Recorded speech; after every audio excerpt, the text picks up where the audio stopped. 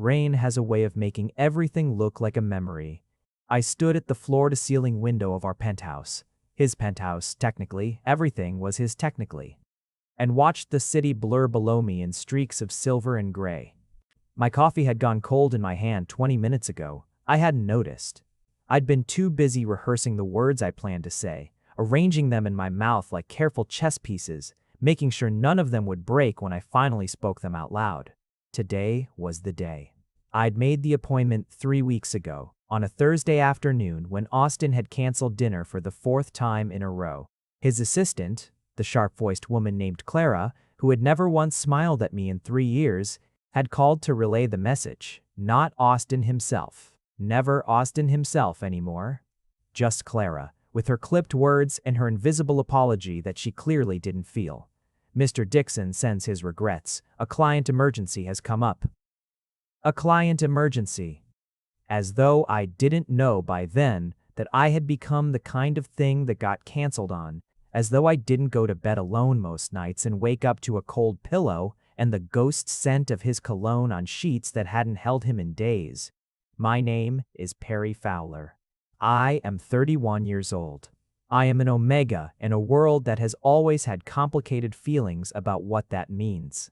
And for the last 4 years, married for 2 of them, I have been the husband of Austin Dixon, Alpha, senior partner at Dixon, Hale & Reeves, the most formidable corporate law firm in the city. I had been so certain, once, that being loved by a man like Austin Dixon was the safest place in the world. I set my cold coffee down on the windowsill and picked up my coat from the armchair. Inside the breast pocket, folded into a slim envelope that I had not let myself open again since the attorney's office had prepared it, were the divorce papers. I had a 9 o'clock appointment with my own lawyer. I had rehearsed this. I was ready. I took one last look around the living room. The art we had chosen together at that gallery opening in the rain, the throw blanket I'd bought because the penthouse was always too cold for me. The framed photo on the side table that Austin had insisted on displaying even when I thought it was embarrassing, the 2 of us sunburned and laughing on a dock somewhere in the South the summer before we got married. I looked at it for exactly 3 seconds. Then I walked out the door. The lawyer's name was Neil Carver, and he had the sort of competent, unreadable face that probably served him well in his profession. His office was on the 14th floor of a building 3 streets over from Austin's firm, which I had chosen deliberately. I was not going to risk running into anyone I knew. Not today. Perry. He rose when I came in, gestured to the chair across from his desk. How are you holding up? Fine, I said, which was the only socially acceptable answer and also a complete lie. I sat. He sat. He sat. His assistant brought water neither of us touched. You've had 3 weeks to review the documents, Neil said, folding his hands on the desk with the careful patience of someone who had done this 1,000 times. Do you have any questions before we proceed? I had 1,000 questions. None of them were about the documents. What I wanted to ask was, is it possible to love someone so much that the love itself becomes the wound? Is it possible to look at a man across a dinner table and feel lonelier than you've ever felt in your life? Is it possible to spend 2 years married to someone and realize one morning, in the brutal clarity of very early light, that somewhere along the way you had stopped mattering to him? But those weren't legal questions. No questions, I said. I'm ready to sign. Neil nodded and opened the folder. He slid the documents across the desk. A pen appeared at the edge of my vision, elegant and silver, the kind of pen that felt like it had been chosen to make this moment feel significant. My hand reached for it. My phone buzzed. I glanced at it reflexively, a habit I had never managed to break, always hoping, even now, even after everything. And I saw Austin's name on the screen. I turned the phone face down. Neil watched me with the neutral expression of a man paid not to have opinions. Sorry, I murmured and picked up the pen. The phone buzzed again, and then it began to ring. Neil's eyes dropped to the phone on his desk. Mine stayed on the paper in front of me. I pressed the pen to the first signature line. The door to Neil's office opened. I know, even now, that I should have kept writing.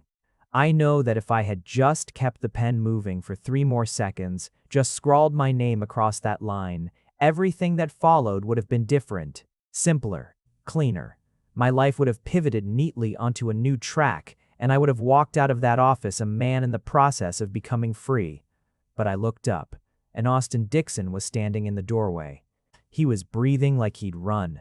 His hair, usually immaculate, was fractionally disordered, one dark strand fallen across his forehead in a way I had always privately loved and never told him. His charcoal suit jacket was open. His tie was slightly loosened. His eyes, dark, precise, the color of deep water, found me instantly across the room, the way they always had, the way they always would. Some compass needle part of him that always knew exactly where I was.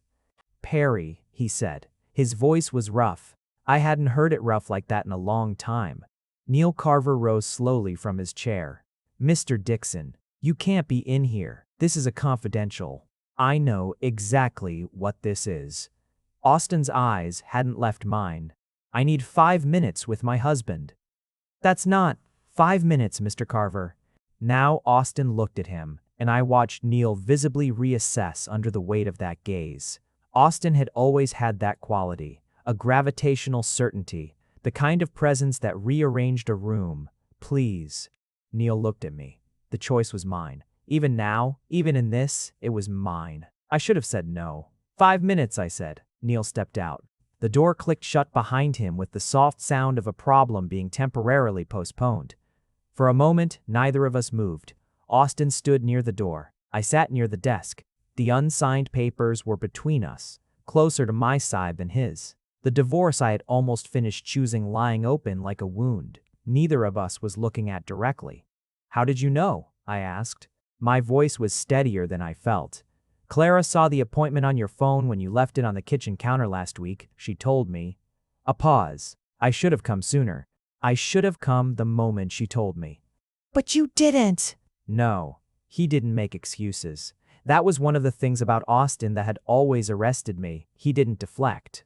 When he failed, he named it with the same precision he brought to everything else. I didn't, because I convinced myself that if I didn't acknowledge it, it wasn't real. I set the pen down. I was surprised to realize my hand was shaking slightly. "That's not a reason," I said. "No, it isn't." He crossed the room then, not quickly, not with the aggressive certainty of a man used to winning, but carefully, like someone approaching something he was genuinely afraid of losing. He stopped at the chair across from me, Neil's chair on the other side of the desk, and stood behind it rather than sitting, his hands curling around the back of it. "Can I talk?" "Will you let me talk, Perry?" I looked at him. This man I had loved for 4 years. This man who had somewhere in the machinery of his relentless ambition let me slip from the center of his attention to the edge and then further to the periphery, to the afterthought, to the place where a cold pillow and a canceled dinner and a message delivered by an assistant lived. "Talk," I said. He closed his eyes briefly. When he opened them, there was something there I hadn't seen in a long time. Fear. Austin Dixon, afraid. "I don't know how to tell you," he began, and stopped, started again. "I've been trying to find the words for months," which is a short, humorless exhale, its own particular irony, given what I do for a living. "Austin." I know. He leaned on the chair back, and I watched the effort it took him to hold my gaze. "The Hartwell case. The 18 months of the Hartwell case. Perry, I nearly lost everything. The firm, the partnership, 6 years of building. All of it nearly went under because of a leak we couldn't find and a client who had been lying to us for 2 years. He paused. I was in crisis management mode, 20-hour days. I couldn't sleep, I couldn't think clearly, and instead of letting you in, you shut me out." The words came out flat, not angry, flat, which was worse. "Yes, Austin, I knew something was wrong. I asked you a dozen times. I told you I could see that you were struggling. I asked you to let me help, and every time you told me you were fine. You told me it was work. You told me not to worry."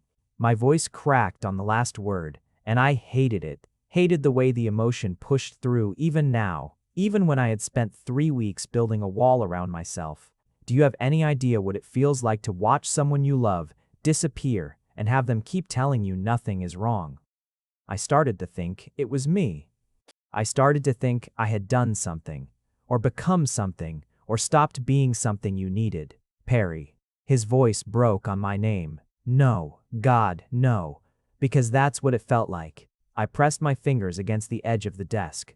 That's what it felt like every night I ate dinner alone, and every morning I woke up, and you were already gone, and every time Clara called instead of you. It felt like I had become irrelevant. Like I had become the thing that got in the way of your real life. The silence that followed was the kind that has weight. Austin released the chair back and walked around the desk. He stopped in front of me. Not touching, not reaching, just there. Filling up my field of vision the way he always had, the way I had always resented how much I loved. You are my real life, he said, quiet, certain, the voice he used when he stated things that were facts. You have always been my real life, and I nearly destroyed it. I nearly lost you, because I am apparently capable of spectacular stupidity when I am afraid. Afraid of what? He looked at me for a long moment. Of you seeing me fail. Of you watching me lose something I'd built. He stopped, pushed a breath through his nose, of being someone you couldn't respect anymore. You've always seen me as capable, as certain. And I couldn't bear the idea of you watching me collapse. I stared at him. So instead, I said slowly, you made me feel worthless. The words hit him.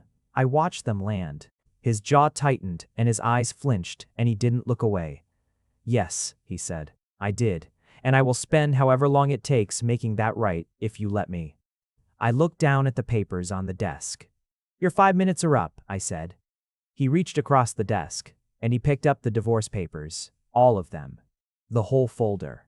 He picked it up, and he looked at me over the top of it, and he said, I'm not giving these back. I should have told him to put them down. I should have called for Neil. I should have pointed out that this was legally questionable behavior and that he was, of all people, a lawyer who should know better. Instead, I sat in that chair in my soon-to-be ex-husband's law firm rival's office, and I watched Austin Dixon tuck the divorce papers under his arm like they were a case file he was done with. And I felt something dangerous move through me, something that felt embarrassingly like hope. You can't just take those, I said. I know. He didn't put them down. Austin, come to dinner with me tonight. I blinked. What? Dinner. Tonight. You and me. I'll make a reservation, anywhere you want, somewhere you've been wanting to go. Or I can cook. I still remember how. I haven't forgotten everything. A flicker of something, almost wry. Come to dinner with me, Perry. Let me try to be the person I should have been for the last 18 months. Just dinner. One dinner. I thought about the cold pillow, the canceled reservations, Clara's voice on the phone. I thought about the way he had actually run, across the city to get here before I signed. I thought about how he'd said, "You are my real life," in that voice. That voice that I had never, in 4 years, been able to doubt. You're keeping the divorce papers, I said, until after dinner. That's not how divorce works. I'm aware. I have a law degree. A pause. 2, actually, despite everything, despite the cold coffee and the 3 weeks and the wall I had built. Something almost like a laugh moved through me. I pressed my lips together against it. One dinner, I said. The relief on his face was so immediate, so unguarded, that it ached to look at. One dinner, he agreed. He chose the place I had mentioned in passing 14 months ago, on a night when we had been walking home from somewhere, and I had pointed at the lit windows of a small, quiet restaurant tucked between 2 larger buildings and said, "That looks like the kind of place you could actually hear yourself think." I hadn't expected him to remember. I had said it the way you say things into the air, not quite to anyone, just out loud into the night. The walk from Neil's office to where Austin had flagged a car had been deeply strange. We moved side by side on the pavement, not touching, maintaining the careful inch of air between us that felt charged with everything we hadn't said yet. People moved around us with the ordinary urgency of people who had places to be. I kept my eyes forward. He kept his eyes slightly down, which was unusual. Austin almost always moved through the world with his chin up, meeting it head-on. That slight, uncharacteristic lowering of his gaze told me more about his current internal state than anything he could have said. "Are you going to give the papers back to Neil?" I asked when we had reached the corner. "No. He's going to have to redraft them if... Then he'll redraft them." A pause. If. I stopped walking. He stopped half a step later and turned back to look at me. "You're being very certain for someone who has absolutely no right to certainty right now," I said. Something crossed his face, not defensiveness, a recognition. "You're right," he said. "I don't have certainty." "I have," he seemed to measure the word carefully, "intention. I have intention and I have fear, in roughly equal parts. Is that more accurate?" I looked at him standing there on the pavement with his divorce papers, in his jacket, his hair still slightly disordered from what I now fully believed had been genuine running. And I had to look away before the thing in my chest got too visible. "The restaurant," I said. "What time is the reservation?" 7. We have an hour." A careful pause. "We could walk, if you want." We walked. Not toward the restaurant, not with any particular destination, just through the city in the early evening, through the amber light of street lamps beginning to glow as the sun lowered, on us, through the sounds of the city rearranging itself for the evening. We didn't talk much for the first 20 minutes. There was something almost restful in the not talking, which surprised me. I had expected the silence to be tense, loaded, another thing to navigate, but it was the familiar silence of two people who had spent 4 years moving through the world together and had not forgotten, quite, how to do it. But he had remembered. We sat across from each other at a corner table with candles and white cloth, and the kind of comfortable quiet that good restaurants understand. For the first 10 minutes, the conversation was careful. Surface things. How the city had changed. Whether the wine was good, the fact that I had started working again at the architecture firm after taking a reduced schedule during the worst of the Hartwell period.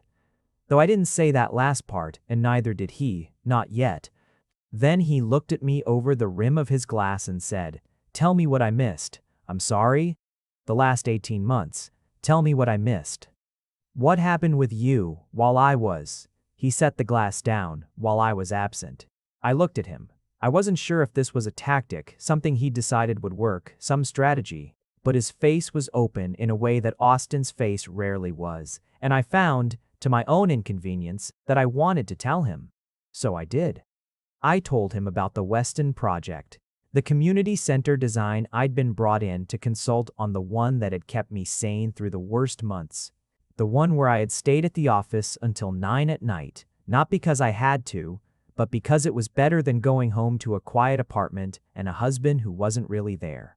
I told him about the night the Weston deal almost fell through, and how I had sat in a parking garage and cried in my car for 20 minutes before going back in and finishing the presentation. I told him about Jamie from my firm, who had become a genuine friend in the way that people become friends when they see you at your worst.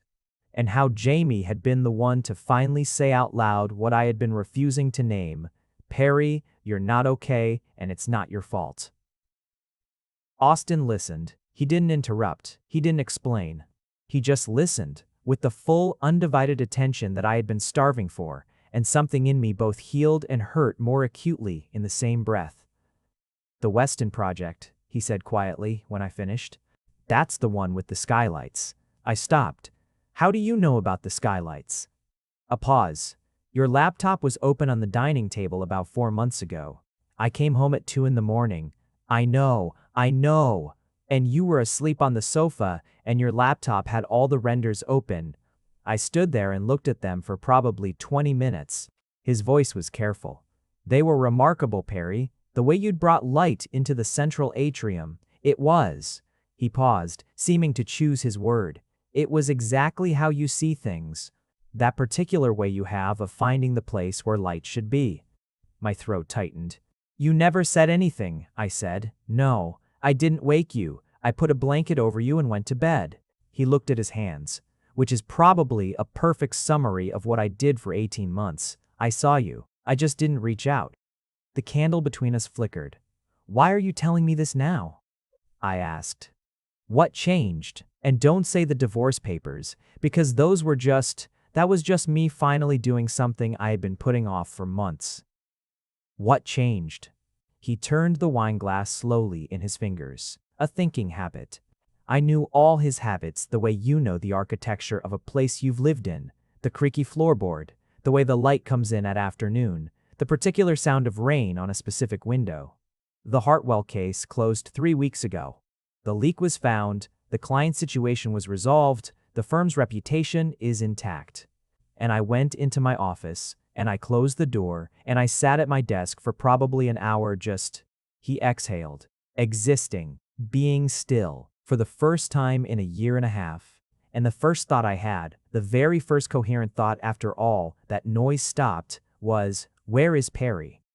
I said nothing. Not, what's next? Not, what do I need to do? Just, where is Perry? And then I started thinking about all the small things. The cold coffee you'd leave on the counter when you gave up waiting. The way you'd stopped putting both our names in your phone schedule. I saw it once, you'd changed it from our dinner to my dinner. The fact that your winter coat was still in the front closet because you'd started keeping your things near the door, like you were. He stopped. Like I was ready to leave, I finished. Yes. The silence stretched between us, but it was different now, not the silence of distance, the silence of two people sitting very close to something important. I called a therapist, Austin said abruptly, 3 weeks ago, the same day the case closed. I've seen him twice. I hadn't expected that. Austin Dixon, who had spent our entire relationship treating emotional difficulty the way a structural engineer treats a compromised beam, as a problem to be solved through applied pressure and careful calculation, had called a therapist. Dr. Crone, Emmanuel, he added. He's, a fractional, almost reluctant pause, he's not letting me get away with anything. Something that might have been the beginning of a real smile pulled at my mouth. Good. He would agree with you about all of it. The shutting out, the silence as self-protection. He has a term for it. Something about, Austin gestured slightly, emotional avoidant attachment patterns, which is apparently a thing I have, and which apparently doesn't excuse any of the damage it caused. He was very clear about that. He sounds like a reasonable man. He's infuriating. I've spent 2 sessions trying to redirect him and 2 sessions failing. A pause. I think that means he's good. And there it was. There in the warmth of the candlelight in the quiet restaurant I had pointed at from a sidewalk on a winter evening, with the dinner plates cleared and the wine between us and the ghost of the divorce papers he'd folded into his jacket pocket, there was a laugh. Mine, small and real and slightly unwilling, rising out of the middle of all my careful distance. Austin looked at me the way he had looked at me the first night we met. Like I was something he had been looking for without knowing he was looking. I didn't go home with him that night. I want to be clear about that, because I am not the kind of person who folds completely over a good dinner and a man who knows the right words. I had spent 3 weeks preparing for the end of my marriage. I had sat with that decision until it was solid. One evening of honest conversation and the revelation of a therapist's name was not going to dissolve what I had built. But I went to the restaurant. I stayed for 2 hours. I let myself laugh at something he said. And when he walked me to the car that I had called rather than riding with him, because some distance felt necessary, some border I needed to maintain, he stood on the pavement and looked at me and said, "Thank you for dinner." As though he had asked, as though it had been his gift to receive and not his argument to make. "Don't thank me," I said. "It doesn't mean anything is resolved." I know. I'm still angry. I know. And hurt. I know that too. He held my gaze. I'd be worried if you weren't. I got into the car. He closed the door for me, which he had always done, and I pressed my face toward the window as the car pulled away, and I watched him standing on the pavement with his hands in his pockets, watching me go until the curve of the street took him out of sight. I cried in the back seat for approximately 4 blocks, which I feel was reasonable under the circumstances. I stayed at Jamie's that night. Jamie, who was a 6-foot-something structural engineer with a gap in his teeth and the moral compass of a saint, opened the door in his bathrobe at 10:30 and looked at my face and said, "Sofa or spare room?" "Spare room," I said, "and I'll explain in the morning." He handed me a spare toothbrush and asked no further questions. In the morning, over coffee and toast, I told him everything. Jamie listened with the thoroughness that good friends apply to important stories, asking careful questions at intervals, not rushing toward conclusions. When I was done, he sat back in his chair and looked at the ceiling for a moment in the way he did when he was considering load-bearing structures. "So he came," Jamie said. "He ran across the city and walked into a divorce lawyer's office." "Yes." "And he kept the papers." "Yes." "And he made a dinner reservation at the place you mentioned once, 14 months ago, in passing." "Yes." I wrapped both hands around my mug. "I know how that sounds. It sounds like a man trying to communicate something." Jamie set down his coffee. "It also sounds like a man who hurt you badly enough that you nearly dissolved a 4-year marriage. Both of those things are true at the same time." "I know. What do you want, Perry?" "Not what you think you should want, or what makes logical sense. What do you actually want?" I looked out his kitchen window at the gray morning sky. I knew the answer. I had known it even as I'd sat in Neil Carver's office with the pen in my hand. It was one of the reasons my hand had been shaking, because some part of me had known that signing would be the right thing to do, the self-preserving thing, the thing that would protect the version of myself I had been slowly rebuilding over the last 3 weeks, and some other part of me. The part that was 4 years of Sunday mornings and shared playlists and the feeling of his hand on my back in a crowded room, had been shaking the pen. "I want him to be who he was," I said. Or, no, that's not quite right. I want him to be who he is now, the man in that restaurant last night. The one who's going to a therapist and using phrases like emotional avoidant attachment patterns with this expression on his face, like the words cost him something. "That man might be real," Jamie said carefully. "Or he might be a man who is very frightened of losing something and is temporarily able to access a version of himself that's better than his default." "I know the difference," I said quietly. "I've known Austin for 4 years. I know what he looks like when he's performing, and I know what he looks like when he means it. Last night," I stopped. "Last night, he meant it." Jamie nodded slowly. "So what do you do?" I thought about it for a long time, watching the sky lighten. "I make him work for it," I said finally. "I don't hand him the reconciliation. I don't make it easy.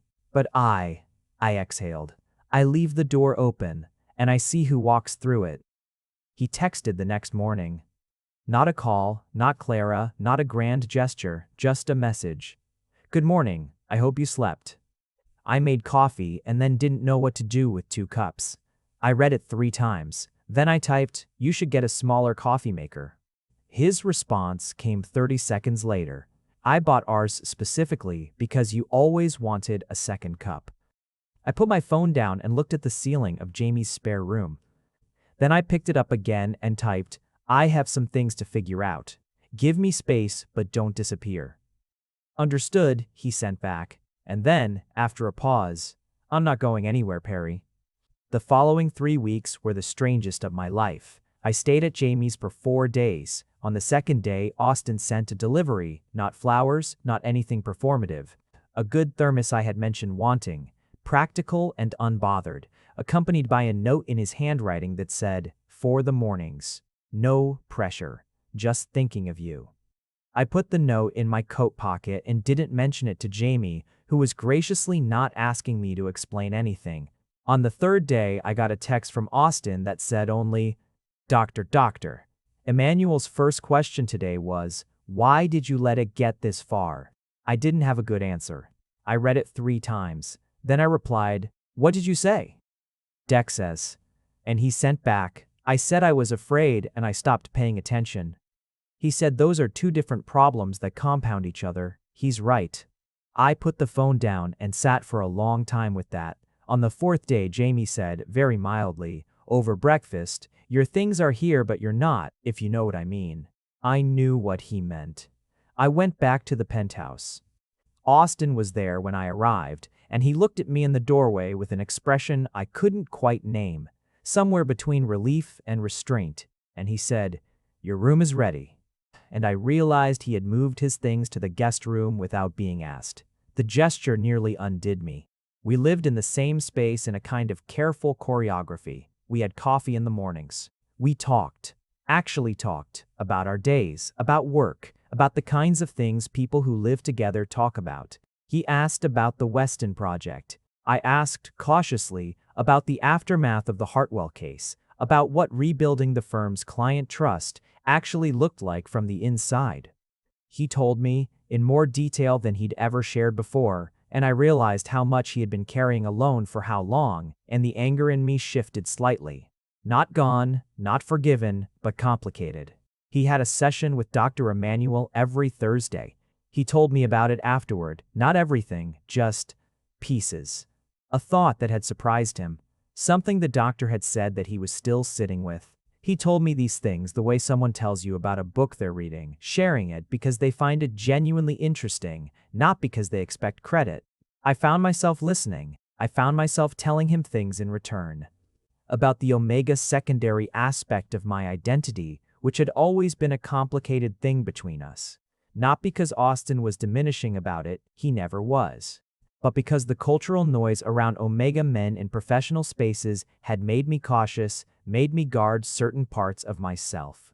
I had never fully talked to him about what it had meant to move through 4 years of his professional circles as his omega husband, the assumptions people made, the way some of his colleagues looked at me, the particular texture of certain dinner parties where I was clearly the ornamental one.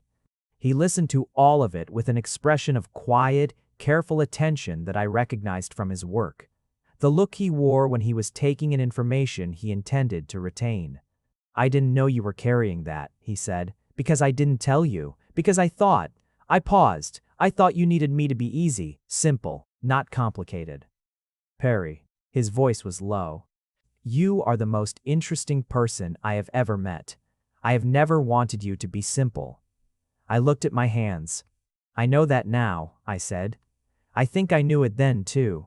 I exhaled. "We both had things we weren't saying." He nodded slowly. "We were protecting each other from ourselves." "Yes." "And it almost—" "Yes." We sat for a moment with that. "I'm telling Dr. Emmanuel about this conversation," he said. "He's going to be annoyingly pleased." There it was again, that laugh, rising up through me like water through stone, finding the cracks I thought I'd sealed. It happened on a rainy night, which felt appropriate, given how all of this had begun. We had been living in the careful choreography for almost a month. We had been navigating our way through the complicated topography of two people trying to rebuild something while being honest about all the ways it had broken. It wasn't easy. There were nights when the conversation turned sharp, when old grievances surfaced and refused to stay politely in the past. There was one night when I told him exactly, precisely with no softening, what it had felt like to receive that first message from Clara instead of him. The specific cruelty of that moment, even though I knew it wasn't intended as cruelty. And Austin sat very still and said nothing for a long moment, and then said, "I'm sorry, fully and without any condition, I'm sorry."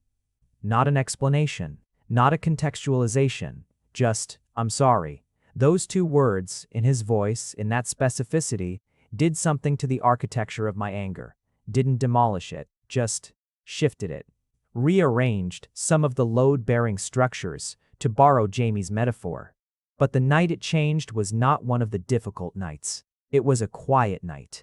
I had come home late from a site visit and was slightly damp from the rain, and Austin was in the kitchen, which surprised me because he was usually at the office until 8 or 9. He had made dinner, actually made it, from the evidence of various pots and the specific smell of something slow-cooked. And when I came in, he turned from the stove and said, "Timing. You walked in perfectly." I hung up my coat and stood in the kitchen doorway. "You cooked!" "I told you I remembered how." He turned back to the stove. "It's not much. I wasn't sure when you'd be back." I sat at the kitchen island. It was where I'd always sat when he cooked, in what felt like another life.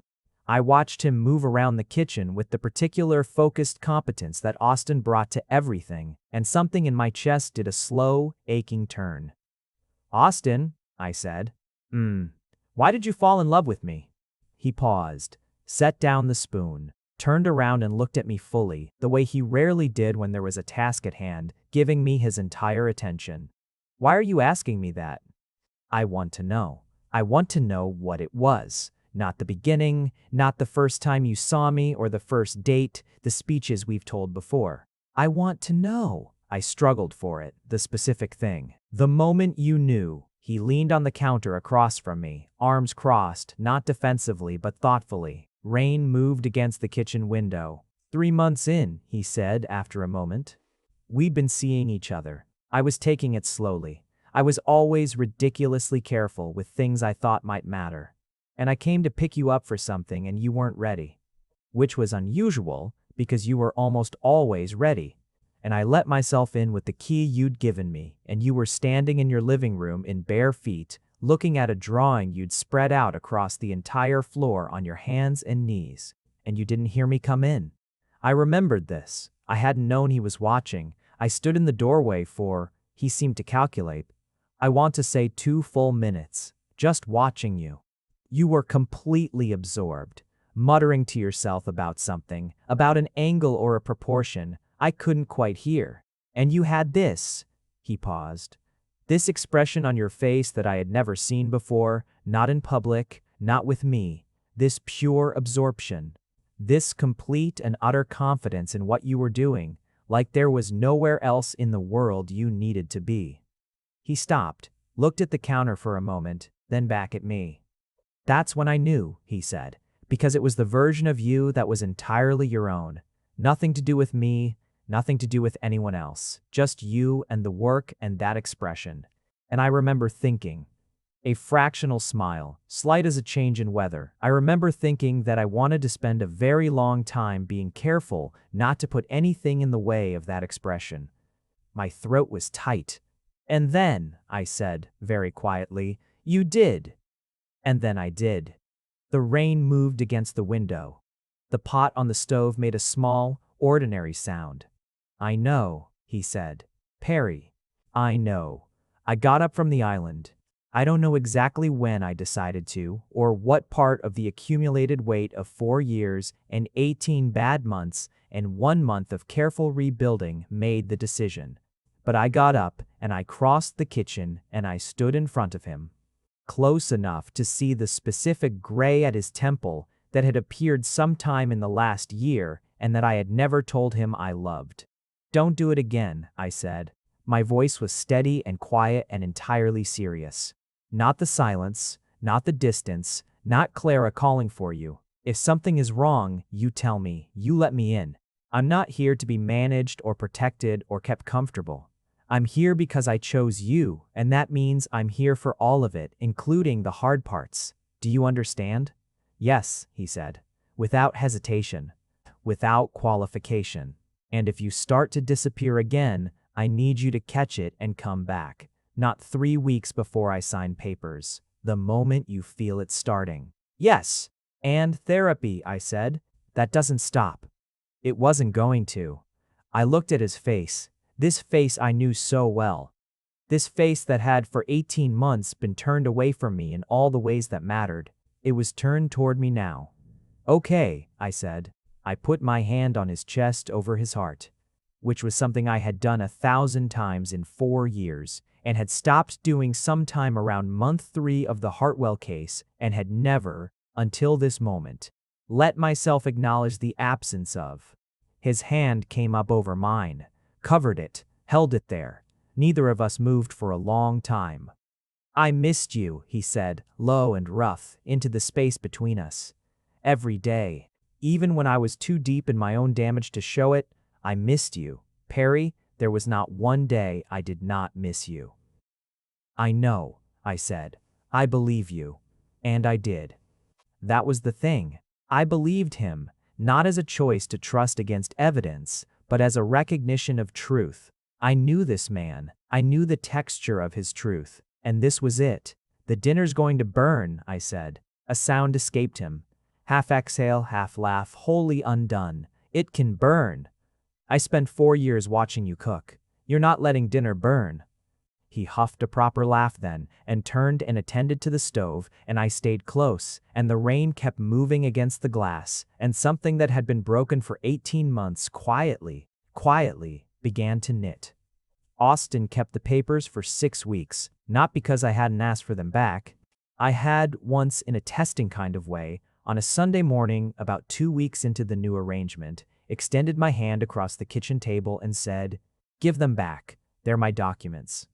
He had looked at me for a long, searching moment, then opened the drawer of his bedside table and produced the folder and placed it on the table between us without a word. I had picked it up, looked at the cover page with my name and his name, and the word dissolution printed in the formal gray of legal procedure.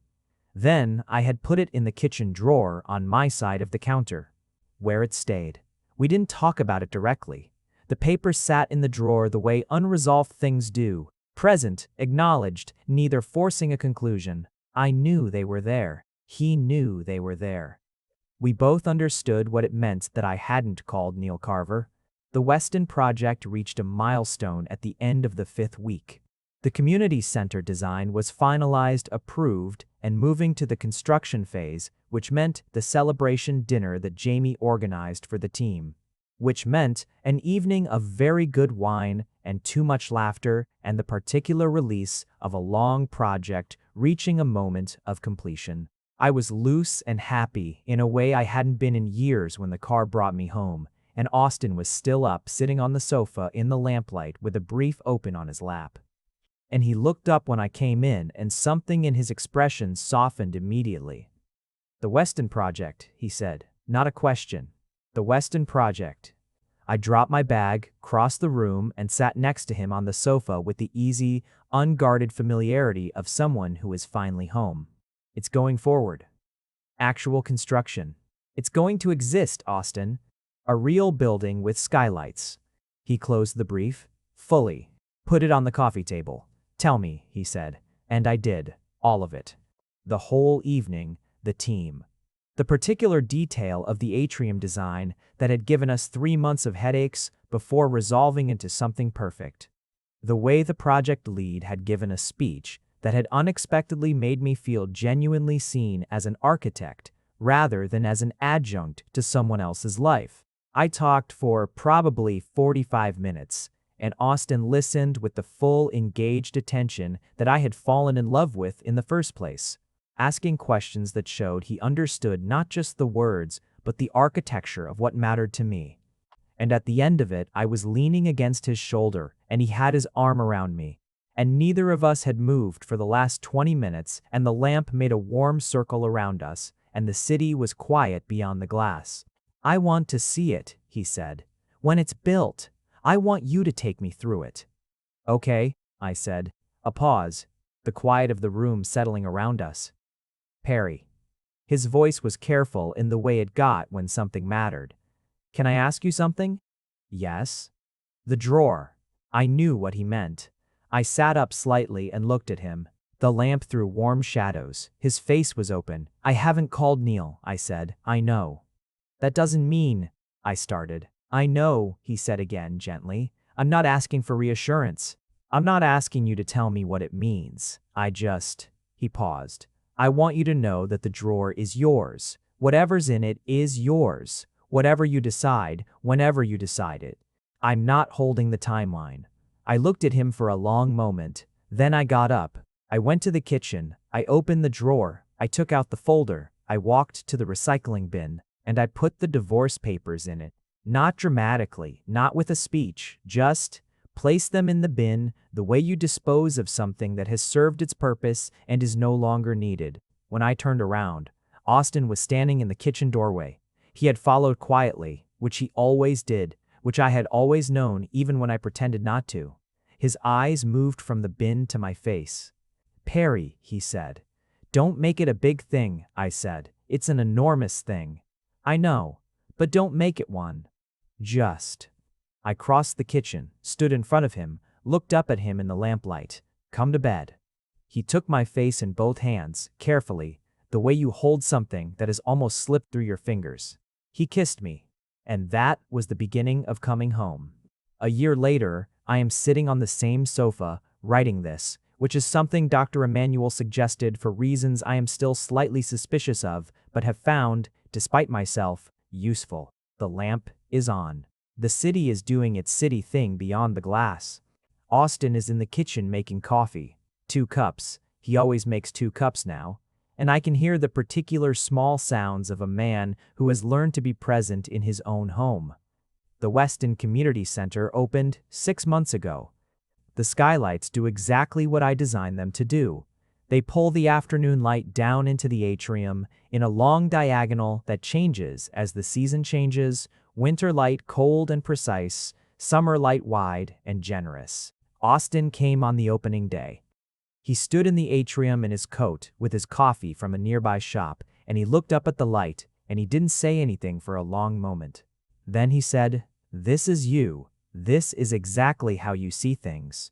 Which was what I had needed him to say for 4 years without knowing it. He still sees Dr. Emmanuel every other Thursday now, rather than every week, which apparently is a form of progress. He tells me more than he probably technically needs to, and I have stopped pretending I don't appreciate it. The emotional, avoidant attachment patterns are, his words, a work in progress. Which means, in practice, that when he feels himself beginning to close off, beginning to retreat into the sealed, fortified interior that is his default under pressure, he tells me, sometimes just, "I'm doing the thing." And I know what he means. And I stay close rather than letting the distance open. We are not perfect. I want to be honest about that. We have had difficult nights in the last year, moments when the wounds from those 18 months showed themselves in unexpected ways. A sharp word, an unreasonable fear. The way I still sometimes brace for the absence, when things are going well, waiting for the withdrawal that is no longer coming. These things don't disappear cleanly. They diminish. They become rarer. They lose some of their power to ambush you. But they don't vanish, and anyone who tells you otherwise is selling something. What has changed is the floor beneath them. The ground-level certainty of 2 people who have looked at the worst version of their marriage and, instead of stepping back, step toward it. I know what it costs him to stay open. I know because I have watched him choose it deliberately, day after day, like someone who has learned to train a muscle that had been allowed to atrophy. It costs him, and he does it anyway. He knows what it costs me to trust again after the specific hurt of feeling invisible, and he shows up for it anyway. That is what love looks like on the other side of almost losing it. Not the early stage certainty, not the easy warmth of 2 people who haven't yet been tested. Something quieter and steadier and harder won. The coffee sounds ready. In a moment he will bring it in 2 cups, and he will sit next to me the way he always does now, close, rather than at the other end of the sofa, and he will ask what I'm writing. And I will say, "Nothing, just thinking," which is our code for, "Give me a few more minutes with this," and he will understand and say, "Take your time," and he will wait. He is very good at waiting now. He learned it late, and at some cost, and it is genuinely one of the things I love most about him, the man he became in the space of almost losing me. The one who ran across a city, the one who took back the divorce papers, the one who booked a restaurant from a passing comment 14 months before. The one who said, "You are my real life," in a voice that left no room for disbelief. That man is still here. He is making coffee. He is coming back. He always comes back now. I put down the pen. The sofa cushion dips slightly beside me, the particular and beloved weight of someone settling in close. A warm cup is placed in my hands. His shoulder is against mine. Outside, the city goes on doing its complicated, rain-streaked, light-chasing life. In here, there are 2 cups of coffee and a lamp, and a man who chose me again on the day I had decided to let go. I lean into his shoulder. He leans back. And the night, in all its ordinary grace, continues. If you made it to the end, you're my kind of person. Leave a subscribe, comment down your favorite part of the story, and if you want early access to videos, exclusive content, or just want to support the channel, make sure to join our Patreon. Link is in the description. Even one member genuinely means the world to me. See you in the next one.